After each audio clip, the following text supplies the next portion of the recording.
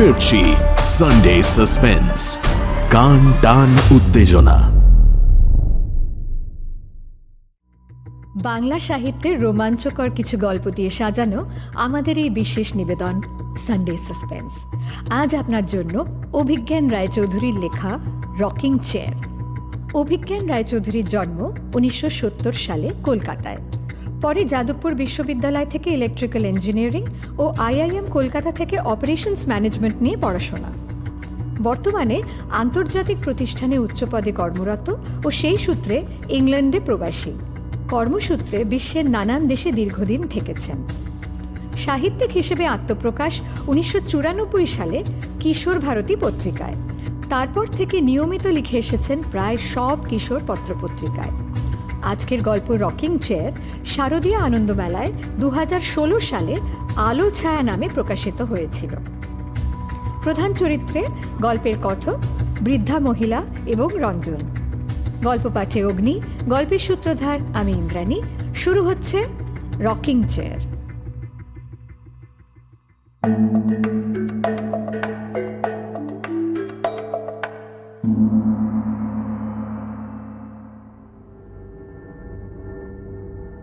প্রত্যেকেই কোনো না কোনো জিনিসকে ভয় পায়। কেউ আরশোলায়, কেউ বাঘে, কেউ সাপে, কেউ বা ভূতে। আর হ্যাঁ, আমিও কিছু জিনিসকে ভয় পাই। তার মধ্যে একটা হলো রকিং চেয়ার। দেখলেই মনে হয় চেয়ারে কে যেন বসে আছে, অথচ দেখা যাচ্ছে না। আর তাই রকিং চেয়ারটা না থেমে দুলে যাচ্ছে। এই এক মুহূর্ত আগেই কে যেন বসেছিল, আর তার পর মুহূর্তেই সে যেন আর বসে নেই। জানি না এটাকে আমার রকিং চেয়ার ফোবিয়া বলবো কিনা। এটা আগে ছিল না, 2 বছর হলো হয়েছে। কেন হলো সেটা বোঝাতে গেলে সেই ঘটনা দিয়েই শুরু করতে হয়। তখন মাস 6 জন্য অফিসের কাজে ইংল্যান্ডে গেছি। শহরটার নাম চেলটেনহ্যাম। পুরনো বর্ধিষ্ণু শহর। শহর জুড়ে ভিক্টোরিয়ান আমলের বাড়ি। অক্সফোর্ডও বেশি দূরে নয়। তাই শহরে বহু শিক্ষিত মানুষের বাস। ইংল্যান্ডের বেশ কয়েকটা বড় বড় ফেস্টিভ্যাল, যার মধ্যে সাহিত্য উৎসব আর বিজ্ঞানের উৎসবও পড়ে, এখানেই হয়। আর একটা বিখ্যাত ঘোড়ার রেসও হয় শহরটাতে। আর তা দেখতে দেশ বিদেশ থেকে অনেক লোক আসে। কর্মসূত্রে চেলটেনহ্যামে তখন মাস 3 হয়ে গেছে। শহরের প্রান্তে একটা ছোট বাড়ি ভাড়া করে থাকি। অফিস শহরের কেন্দ্রে। ইংল্যান্ডের বেশিরভাগ শহরের মতো এখানেও পাবলিক ট্রান্সপোর্ট বেশ ভালো, তাই গাড়ি কিনতে হয়নি। বাসেই অফিস যাতায়াত করি। শীতের সময় দিনের বেলা সূর্যের দেখা মিলতে মিলতে 8টা বেজে যায়। আবার বিকেল 4টে বাজতে না বাজতেই ঝুপ করে ডুব মারে। আর তাছাড়া বেশিরভাগ সময় মেঘলা, আর তার সঙ্গে মাঝে মাঝে ঝিরঝিরে বৃষ্টি। ছুটির দিনগুলো তাই ঘরেই বেশি কাটে। সেদিনটা ছিল বক্সিং ডে, অর্থাৎ ক্রিসমাসের পরের দিন, 26শে ডিসেম্বর। রাস্তা শুনশান, ফাঁকা। সবাই বাড়ির ভেতরে। শুধু ক্রিসমাস উপলক্ষে লাগানো ইলেকট্রিক আলোর রোশনাইতে সব বাড়ি উজ্জ্বল হয়ে উঠেছে। সেদিন আমার অফিস ছুটি। বন্ধুর বাড়ি থেকে ফিরছিলাম। বাস খুবই কম। বেশ খানিকক্ষণ অপেক্ষা করে বাসের দেখা না পেয়ে ঠিক করলাম আর অপেক্ষা না করে হেঁটেই মাইল 3 পথ চলে যাব। ঠান্ডা থাকলেও বৃষ্টি নেই। আলোয় সেজে ওঠা বাড়িগুলো দেখতে দেখতে বেশ হাঁটা যাবে। গত কয়েক সপ্তাহ শুধু বাড়ি আর অফিস, অফিস আর বাড়ি। শহরটাকে ভালো করে আর দেখাই হয়নি। সেও আজ আমার মতোই একাকী। নির্জন রাস্তায় তাকে আরো কাছ থেকে দেখা যাবে। তখন রাত 8টা হবে। হাঁটতে হাঁটতে শহরের এক অভিজাত পাড়ার মধ্যে দিয়ে যাচ্ছি। পরপর প্রায় একই ধাঁচের বেশ কয়েকটা ভিক্টোরিয়ান বাড়ি। এগুলো বেশিরভাগ 1800 সালের মাঝামাঝি তৈরি। এ ধরনের পুরনো বাড়িগুলো সরকার বিশেষভাবে সংরক্ষণের ব্যবস্থা করে। বিশাল বিশাল কাঁচের জানলা, প্রত্যেকটা বাড়ির সামনে বেশ খানিকটা জায়গা জুড়ে বাগান। বোঝাই যায় যারা এসব বাড়িতে থাকে তারা যথেষ্ট অবস্থাপন্ন। এইরকমই একটা বাড়ির সামনে দিয়ে যেতে যেতে হঠাৎ মনে হলো বাড়ির সামনের বাগানের রকিং চেয়ারে কে যেন বসে আছে। বাড়িতে কোনো আলো জ্বলছে না, ল্যাম্প পোস্টের আলো এসে পড়েছে লনে, আর তাতেই যা একটু দেখা যাচ্ছে। এই সময় এত ঠান্ডায় অন্ধকারে কোনো রকম আলো না জ্বেলে বাইরে বসে থাকাটা তো খুবই অস্বাভাবিক। একটু খেয়াল করে তাকাতেই মনে হলো একজন বৃদ্ধা যেন রকিং চেয়ারের ওপরে হেলান দিয়ে অজ্ঞান হয়ে পড়ে আছেন, আর চেয়ারটা নিজের ছন্দে দুলে যাচ্ছে। ঘুমোচ্ছেন কি না, তা তো মনে হয় না। ব্যাপারটা যে আদৌ স্বাভাবিক নয় তা বুঝতে দেরি হলো না। বাড়ির বাগানের নিচু গেট খুলে ভেতরে এগিয়ে গেলাম। কাছে এসে ভালো করে খেয়াল করলাম, প্রায় 80-র কাছাকাছি বয়স হবে। বিড়বিড় করে কি যেন বলছেন। কপালে হাত রাখলাম। যা ভেবেছি তাই। গা জ্বরে পুড়ে যাচ্ছে, বেহুঁশ হয়ে বাইরে পড়ে আছেন। প্রথমেই এমার্জেন্সিতে ফোন করে অ্যাম্বুলেন্স ডাকলাম, কিন্তু অ্যাম্বুলেন্স আসতে আসতে মিনিট 20 লেগে যাবে। ওনাকে তো আর এই ঠান্ডার মধ্যে ফেলে রাখা যায় না। তাই ওনাকে ধরে ধরে বাড়ির ভেতরে নিয়ে গেলাম। ঢুকেই বাঁদিকে ড্রয়িং রুম। সেখানে সোফার ওপর বসিয়ে বাড়িতে আর কেউ আছে কিনা জানার জন্য কয়েকবার চেঁচিয়ে উঠলাম, anybody home? Hello, anybody home? Anybody there? Hello? কোনো উত্তর পেলাম না। অন্য কোনো ঘরেও আলো জ্বলছে না। তার মানে উনি এখানে একাই থাকেন। কিন্তু এই বয়সে বিশাল বাড়িতে একা থাকা সত্যিই কষ্টকর। ওনাকে সোফায় শুইয়ে দিয়ে পাশে বসে থাকলাম। খানিকক্ষণের মধ্যে অ্যাম্বুলেন্স এসে গেল। অ্যাম্বুলেন্সে পুরো পথটাই উনি জ্বরে বেহুঁশ অবস্থায় পড়েছিলেন। হাসপাতালে পৌঁছে ওখানকার লোকেদের কাছ থেকেই পরে শুনলাম উনি এখানে যথেষ্ট পরিচিত। শহরের খুব বড় একটা অকশন হাউসে, বেশ কয়েকটা বড় স্পায়ের আর একটা চেন রেস্টুরেন্টের মালিক উনি।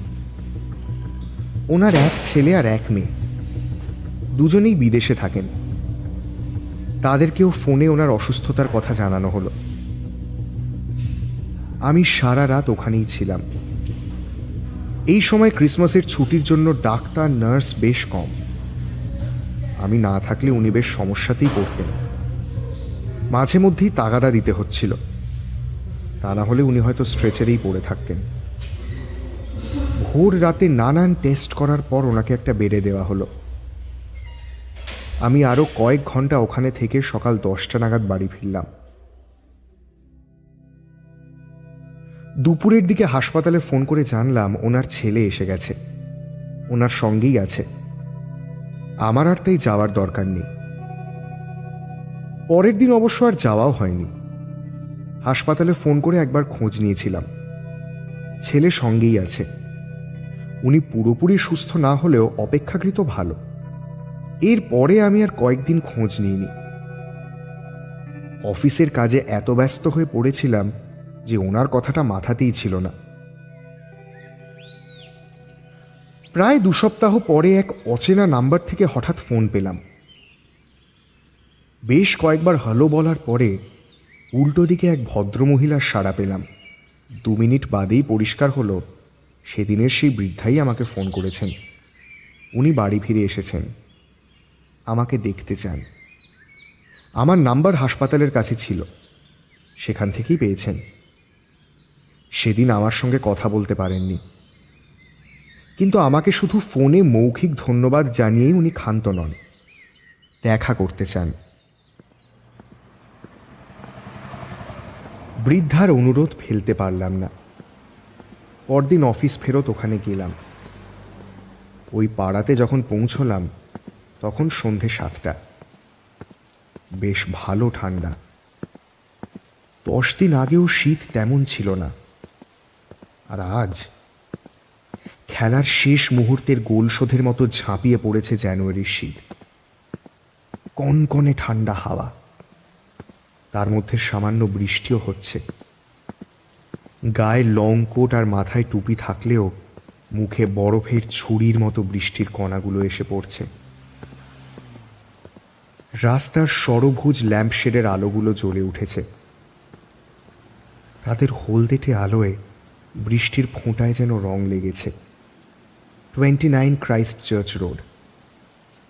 থমথমে অন্ধকারের মধ্যে দাঁড়িয়ে আছে বাড়িটা। ড্রয়িং রুমের পর্দার ফাঁক থেকে শুধু সামান্য আলোর আভাস আসছে। বাগানের গেট খুলে নুড়ি ফেলা এক চিলতে পথ পেরিয়ে এগিয়ে গেলাম। বাঁদিকের বাগানের রকিং চেয়ারটা আজকেও দেখলাম। মনে হলো দুলছে। কেউ যেন এক্ষুনি এখান থেকে উঠে গেছে। যাই হোক, বাড়ির মেন দরজার দিকে এগোলাম। বিশাল কাঠের দরজা। সামনে যেতেই খুলে গেল। এক মাঝবয়সী মহিলা দরজা খুলে দিলেন।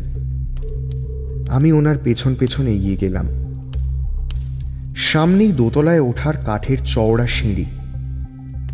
সেদিকে না এগিয়ে আমাকে বাঁ পাশে বিশাল ড্রয়িং রুমের দিকে এগিয়ে যেতে বললেন। দরজা খোলা। বৃদ্ধা একটা কাঠের চেয়ারে বসে আছেন। উনি আমাকে দেখে মৃদু হেসে সম্ভাষণ করে সামনের লেদার সোফায় বসতে বললেন। ঘরের পরিবেশ বেশ সাবেকি। ফায়ার প্লেসে কাঠ দিয়ে আগুন জ্বলছে।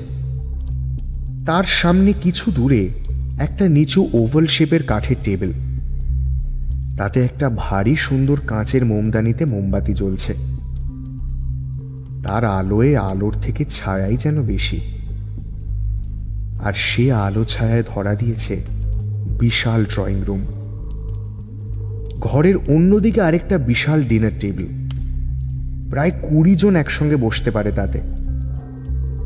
ঘরের দুধারে বিশাল কাঁচের জানলা। সেদিন এই ঘরেই এসেছিলাম, তবে অন্ধকার ছিল। আর ওনার দিকেই সমানে লক্ষ্য রাখতে হচ্ছিল বলে এত খেয়াল করিনি। ঘরের দেওয়াল জুড়ে অনেক ছবি আর নানান কাঠের কাজ। বৃদ্ধাকে আজ দেখলাম ভালো করে। আভিজাত্য পোশাকে, মুখমণ্ডলিতে। ঘরের আবছা আলোতেও উজ্জ্বল হয়ে উঠেছে মুখটা। মাথা ভর্তি সাদা কোঁকড়া চুল। মুখের মধ্যে ভারী সুন্দর একটা প্রশান্তির ছাপ। মৃদু স্বরে বলে উঠলেন, তুমি আমার জন্য যা করেছ তা নিজের ছেলেরাও করে না, তাই তোমাকে ধন্যবাদ জানিয়ে ছোট করব না। তা তুমি এখানে কি করো? কতদিন আছো? আমার পরিচয় জানিয়ে বললাম, আরও কয়েক মাস থাকব। তা আপনি একাই থাকেন? হ্যাঁ, গত 10 বছর একাই থাকি, আমার স্বামী মারা যাওয়ার পর থেকে। তবে বাড়িতে কাজের লোক আছে বেশ কয়েকজন। তা সেদিন তো কেউ ছিল না, ছুটিতে ছিল? হ্যাঁ, সেদিন একাই ছিলাম। আর তাই দাঁড়াও দাঁড়াও, তোমার জন্য চিকেন স্যুপ করেছি, খেয়ে নাও। লিওন। আস্তে করে ডেকে উঠলেন। দেখলাম দরজার কাছে একজন বছর 60-এর সুসজ্জিত বাটলার এসে দাঁড়ালো। তারপর চোখের ইশারায় কর্ত্রীর নীরব নির্দেশ বুঝে আবার চলে গেল। মিনিট 5 বাদে সামনের টেবিলে স্যুপ রেখে গেল। লিওনকে লক্ষ্য করে বৃদ্ধা বলে উঠলেন, ও আমাদের এখানে বহু বছর আছে, আমার শ্বশুরের সময় থেকে। খুব ভালো রান্নার হাত। বৃদ্ধা আস্তে আস্তে ওনাদের কথা বলতে লাগলেন। 4 পুরুষের বাস এই শহরে। তবে এই বাড়ি কেনেন ওনার শ্বশুর স্টিভ। ফায়ারপ্লেসের ওপরে রাখা স্যুট টাই পরা সোফায় বসা অভিজাত এক বৃদ্ধ ভদ্রলোকের ছবি দেখিয়ে বলে উঠলেন, ওনার আরও অনেক ব্যবসা থাকলেও আসল ব্যবসা ছিল পুরনো জিনিস বিক্রির, আর তাতেই অনেক টাকা লাভ করেন উনি। ওই একই ব্যবসা আমার স্বামী জনও দেখতেন, কিন্তু খুব কম বয়সে জন মারা যান। তারপরে আমাকেই একা এই সব ব্যবসা পুরোপুরি সামলাতে হতো। তারপরে আরও অন্যান্য কিছু ব্যবসা শুরু করি। শুনলাম কিভাবে অন্য ব্যবসাতেও এরপরে উনি যথেষ্ট সাফল্য পান।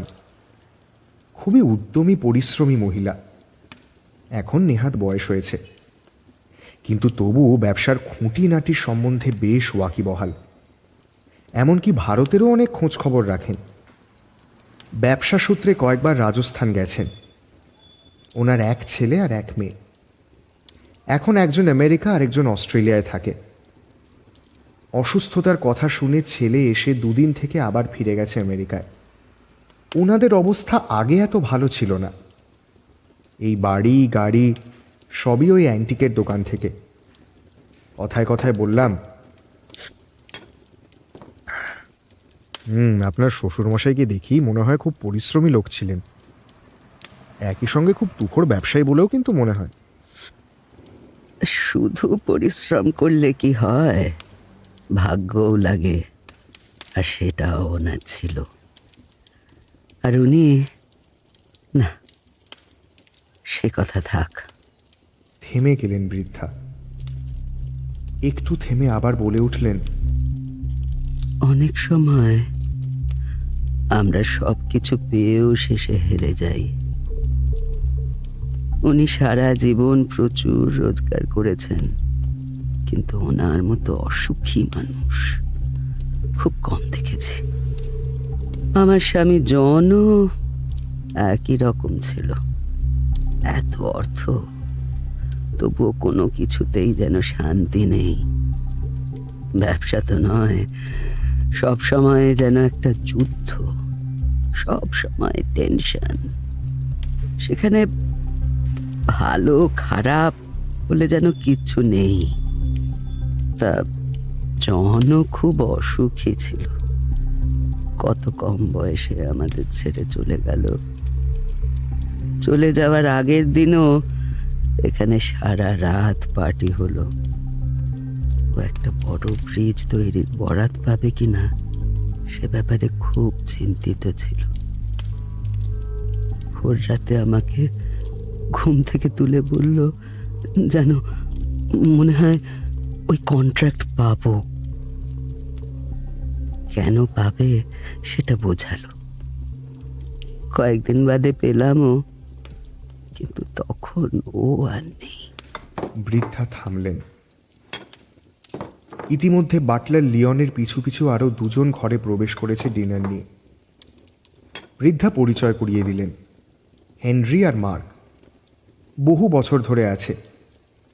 চেহারায়, পোশাকে, ব্যবহারে সাবেকি কালের চিহ্ন। ডিনার টেবিলে খাবার সাজিয়ে রেখে ওরা একটু দূরে দাঁড়িয়ে থাকলো। চিকেন রোস্ট, 3 ধরনের সবজি, স্যালাড, ডেজার্ট, এলাহি ব্যাপার। কথায় কথায় ওনার ছেলের সম্বন্ধে জিজ্ঞেস করলাম। ছেলের নাম ম্যাট। পড়াশোনায় বেশ ভালো ছিল। আমেরিকায় বড় ব্যবসা। উনি বলে উঠলেন, ও এসেছিল আমাকে দেখতে নয়, অন্য কাজে। আমি একটু অবাক হয়ে বলে উঠলাম, কিসের কাজ? একটা ছবির খোঁজে।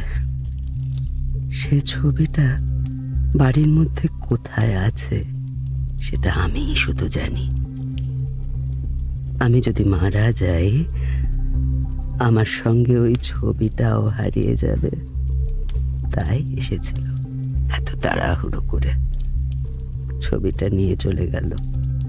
কেন, ওর কি ছবির খুব শখ? হ্যাঁ, তা বলতে পারো, তবে একটু অন্য ধরনের শখ। সেটা ওর বাবা ঠাকুরদার থেকে পেয়েছে। আসলে ওর রক্তে তো শিল্প নেই, ব্যবসা আছে। আর আমাদের বাড়িতে কত ছবি আছে দেখেছো তো? এগুলো সাধারণ লোকে দেখতে পেল না কোনো দিন।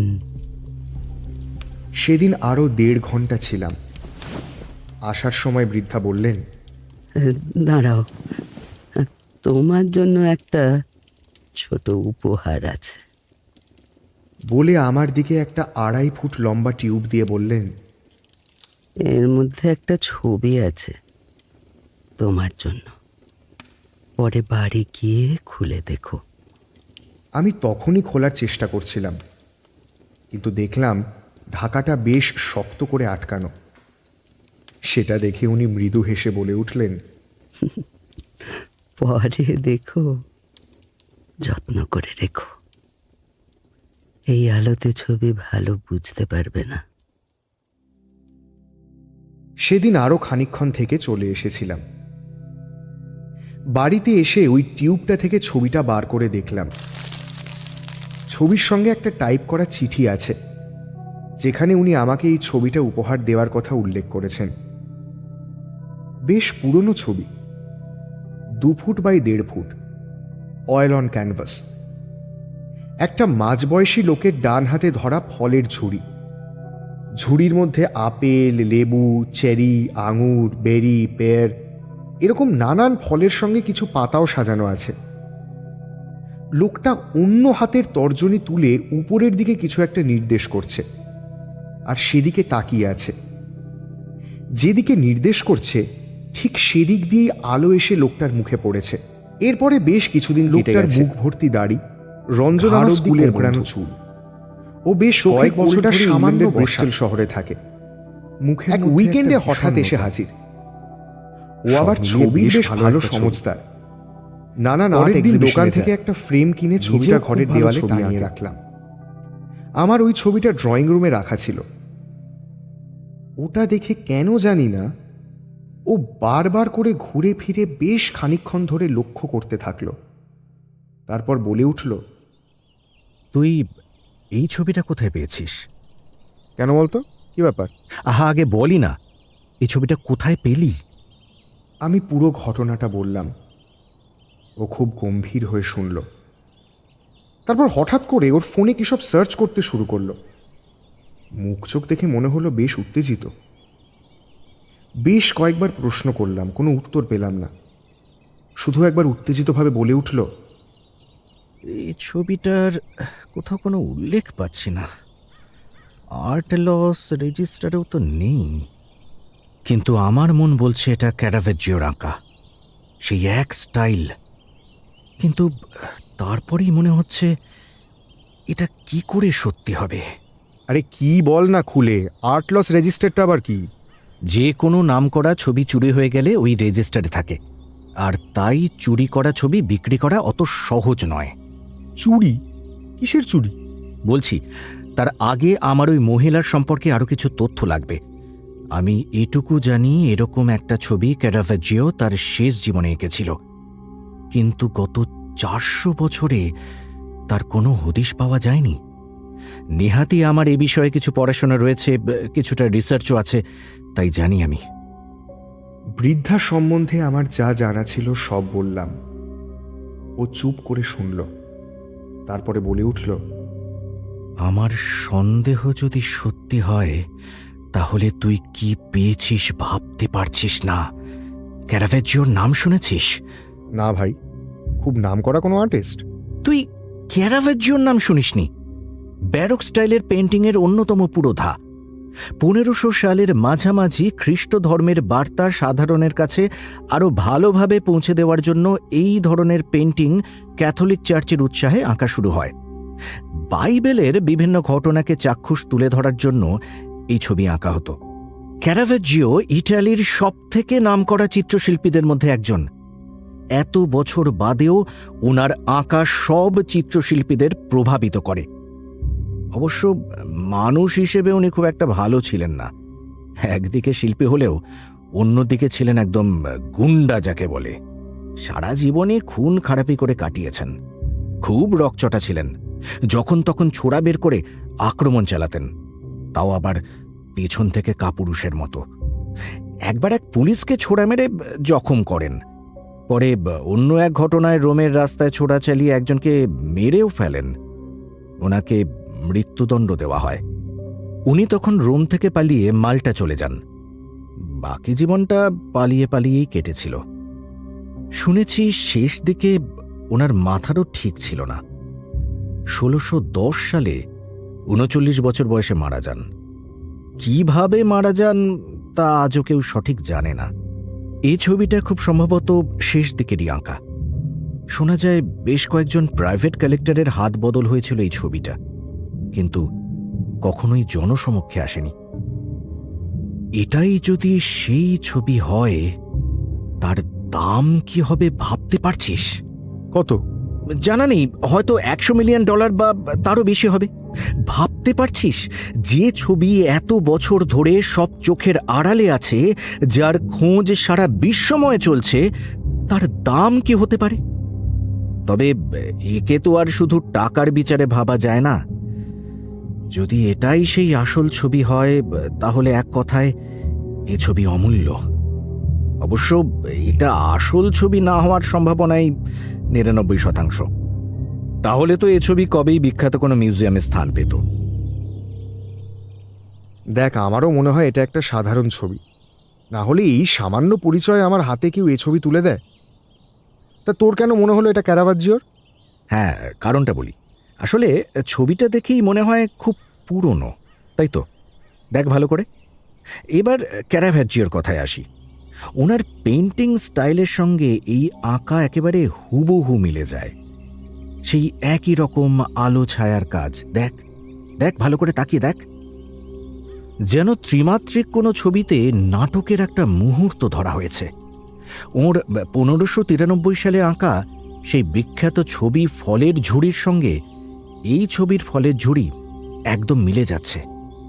একই রকমের ফল, একই রকমের পাতা। ছবির পিছনে তেমন কোনো ব্যাকগ্রাউন্ড নেই, যেটা ওনার ছবিতেও থাকতো না। আর তাছাড়া খুব শক্তিশালী কারোর হাতে আঁকা, সেটা তো দেখেই বুঝতে পারছিস। দেখেই মনে হয় যেন দর্শকও এই ছবির একটা অংশ। তবে আমি অন্য কয়েকজন চিত্রশিল্পের সমঝদারকে দেখাতে চাই, কিন্তু তার আগে তুই একবার বৃদ্ধাকে গিয়ে খুব হালকাভাবে জিজ্ঞেস কর যে এই ছবিটা কোথা থেকে পেয়েছেন। কিন্তু ভুল করে আবার বলে দিস না যে ছবি নিয়ে তুই কি সন্দেহ করছিস। এই ছবির মূল্য হয়তো বৃদ্ধা জানেন না, ভুল করে তোকে দিয়ে দিয়েছেন, সেটাও হতে পারে। আর সবকিছু জানার পরে মন বদলাতেই পারেন। আর নকল হলেও এটুকু বলতে পারি, এ ছবি বেশ ভালো কারুর হাতেই আঁকা, আর সেই শিল্পী নির্ঘাত ক্যারাভাজ্জিওর শিষ্য। আমি নিশ্চিত এই ব্যাপারে। না রঞ্জন, এ ছবি আমি নেব না। যদি জানতে পারি এটা কোনো দামি ছবি, তাহলে আমি ওনাকে ফেরত দিয়ে দিতে চাই। কোনোভাবেই নেব না। আহা, সে কথার এখনই দরকার কি? আগে তো গিয়ে দেখ কি বলেন। আমাকে অনেক বোঝানোর চেষ্টা করলো রঞ্জন, কিন্তু আমি মনে মনে ঠিকই করে ফেলেছিলাম যে এ ছবি ক্যারাভাজ্জিওর আঁকা হলে বা দুর্মূল্য কোনো ছবি হলে আমি কোনোভাবে নেব না। ও কথা দিল যে এ ছবির কথা কেউ জানবে না। তবে এরকম কোনো ছবি ছিল কিনা সেটা জানার জন্য ও খোঁজ খবর নেবে। এ ব্যাপারে যারা এক্সপার্ট আছেন তাদের পরে একদিন নিয়ে আসবে। আমি সেটাতে এখনই সম্মতি দিলাম না। জানালাম যে তার আগে আমি বৃদ্ধার সঙ্গে একবার কথা বলতে চাই।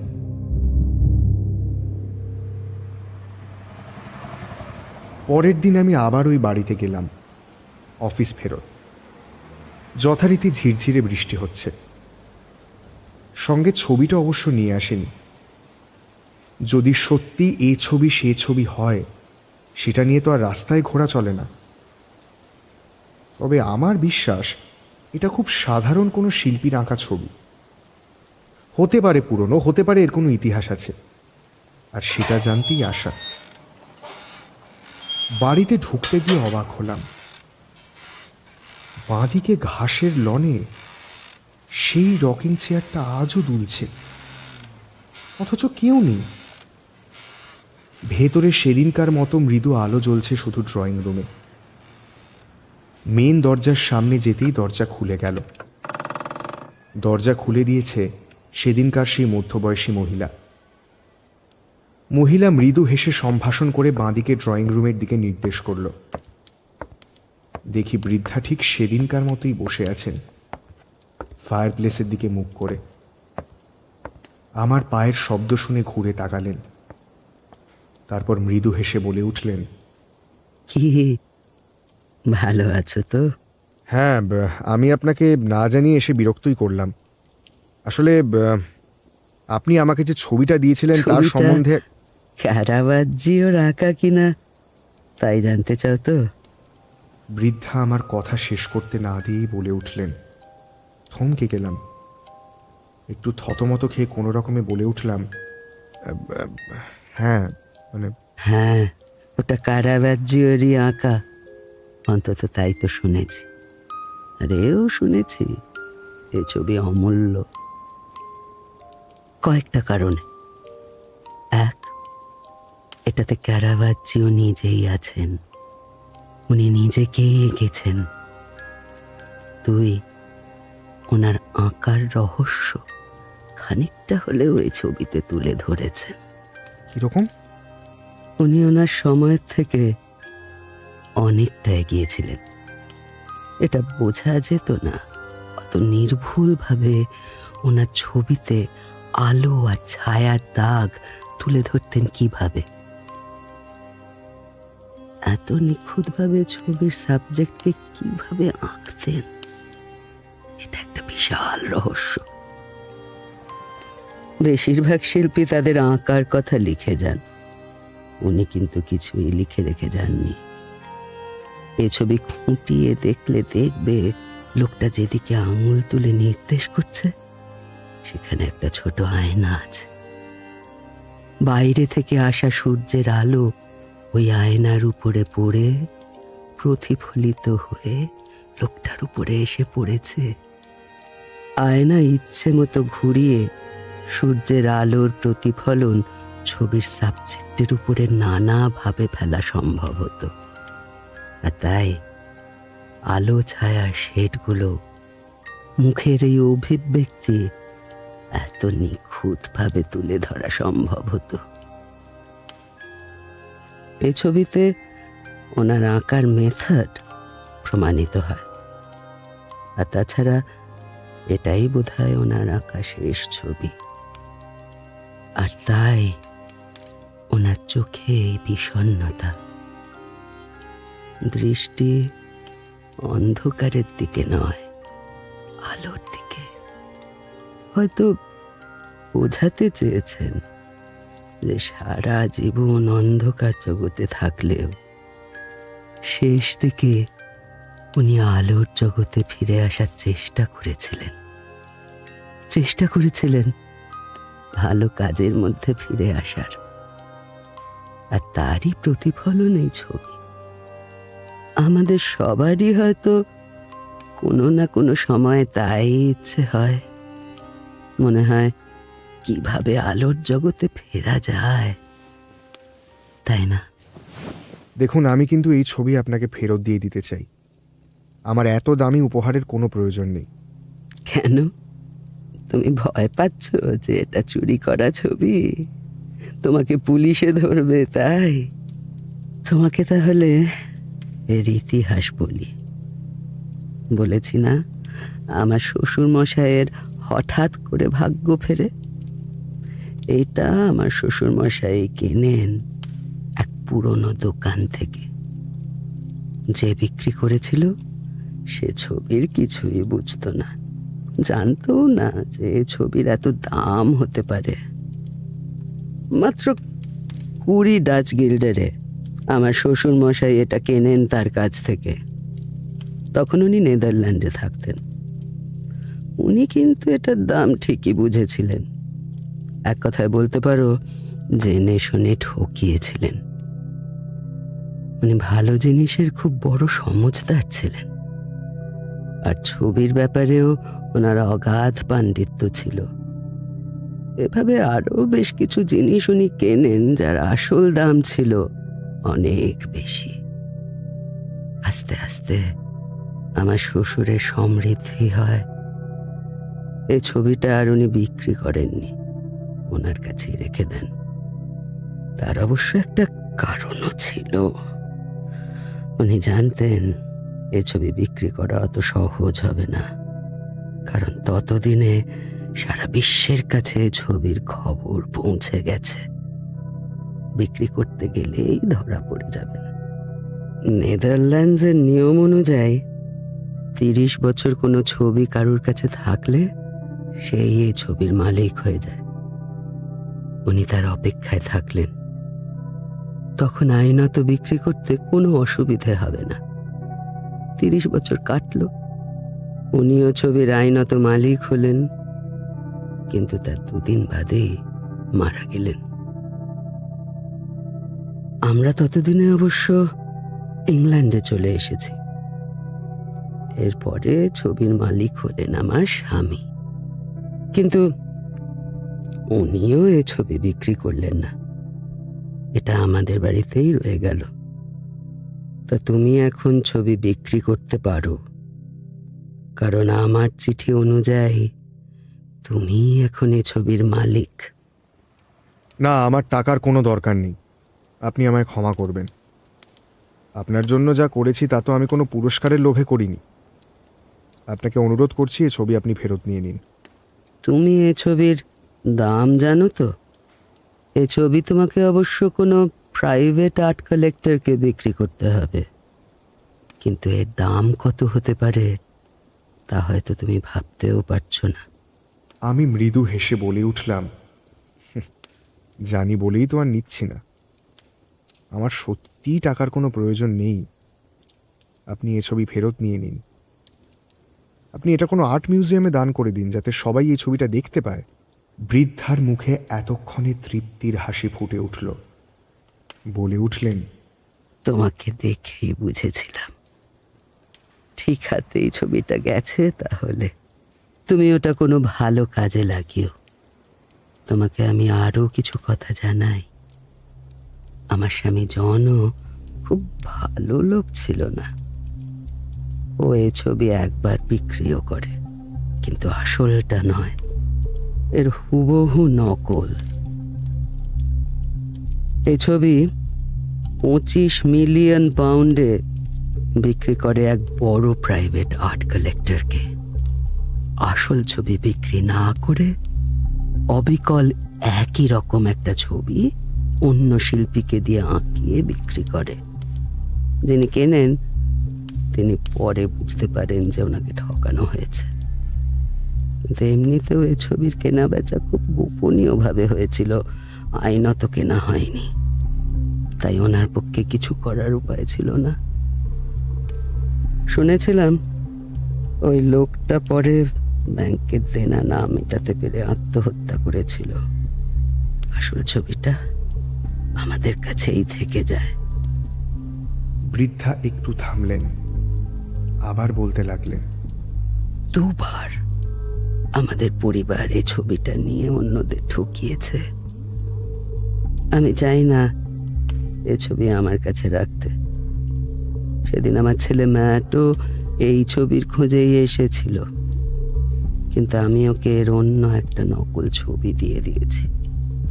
নিজের ছেলে তো, চাইনি ওর মধ্যে ওর বাবা ঠাকুরদার মতো খারাপভাবে অর্থ রোজগারের ইচ্ছা জেগে উঠুক। আমরা খুব বড় লোক হলেও কখনো সুখের খোঁজ পাইনি। হয়তো আমরা ওই ছবি পাওয়ার পরে ওই ক্যারাভাজ্জিওর মতোই হয়ে উঠেছিলাম। আর ঠিক যেভাবে উনি শেষ জীবনে অন্ধকার থেকে আলোতে ফেরার চেষ্টা করেছিলেন, আমিও তারই চেষ্টা করছি এখন। নাও, এ ছবি তোমার কাছেই রেখে দাও। তোমার কাজে না লাগুক, তুমি এটা অন্য কোনো ভালো কাজে লাগিও। আমি চুপ করে রইলাম। উনি আবার বলে উঠলেন, আর আমি চাইলেও তো আর ফেরত নিতে পারবো না। কেন পারবেন না কেন? আইনত কোনো বাধা আছে? কথাটা বলেই থেমে গেলাম। চোখের সামনেই বৃদ্ধা যেন হাওয়ায় মিলিয়ে গেলেন। ফায়ার প্লেসের আগুনটা জ্বলছে, মোমবাতিটা জ্বলছে, কিন্তু হঠাৎ করে উনি উধাও। ঘরে কেউ নেই, কাঠের চেয়ারটা ফাঁকা, কেউ বসে নেই। আমি ভয়ে চিৎকার করে উঠলাম। অন্য যে মহিলা আমার পিছনে এতক্ষণ দাঁড়িয়েছিল, আমাকে এ ঘরে নিয়ে এসেছিল, সেও নেই। আমি আমি আমি কোনো রকমে উঠে দাঁড়ালাম। ফায়ার প্লেসের ওপরে ওনার শ্বশুরের ছবিটা চোখে পড়ল। সেদিনও দেখেছি, কিন্তু আগে লক্ষ্য করিনি। উনি সোফায় বসে আছেন। সোফার পিছনে খানিক দূরে দাঁড়িয়ে আছেন সেই মহিলা যিনি আমাকে দরজা খুলে এখানে নিয়ে এসেছিলেন। সোফার অন্য প্রান্তে দাঁড়িয়ে আছেন সেই বাটলার লিওন যিনি আমাকে সেদিন স্যুপ খাইয়েছিলেন। সেই একই রকম চেহারা, একই রকম বয়স। ছুটে বাইরে বেরিয়ে এসেছিলাম, কিন্তু বাইরে এসে অবাক হয়েছিলাম। সেই রকিং চেয়ার, সেটা তখনও একইভাবে দুলে যাচ্ছে, আর তাতেও কেউ নেই। কোনো রকমে এক ছুটে নুড়ি ফেলা পথ পেরিয়ে গেট খুলে বাইরে বেরিয়ে এসেছিলাম।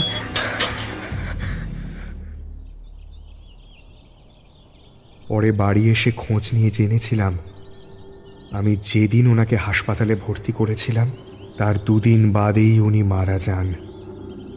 অর্থাৎ আমি প্রথমবার ওনার বাড়ি যাই ওনার মৃত্যুর পর। তোমরা ভাবছো ছবিটার কি হয়েছে, তাই তো?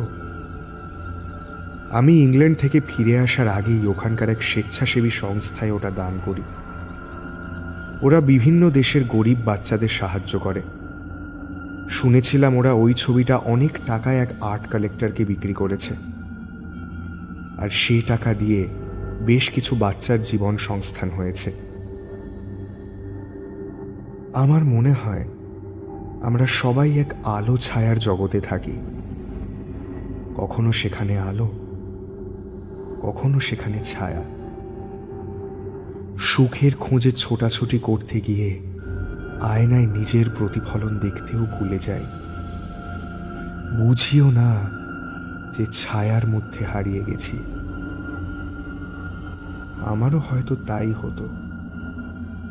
ওই ছবিটাই আমাকে সেদিন আলোর সন্ধান দিয়েছিল। আজ আমি তাই ভালো আছি, শুধু ওই রকিং চেয়ার ফোবিয়াটা বাদ দিলে।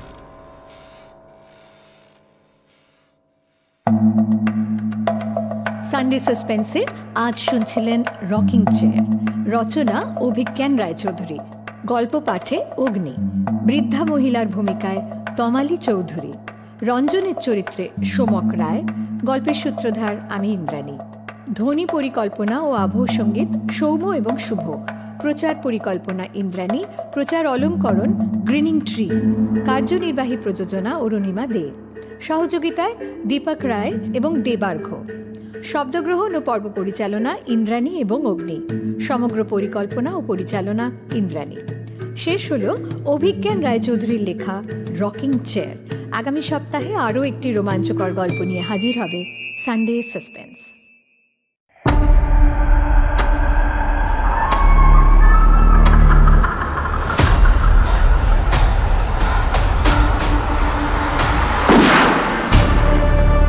মির্চি সানডে সাসপেন্স, কান টান উত্তেজনা।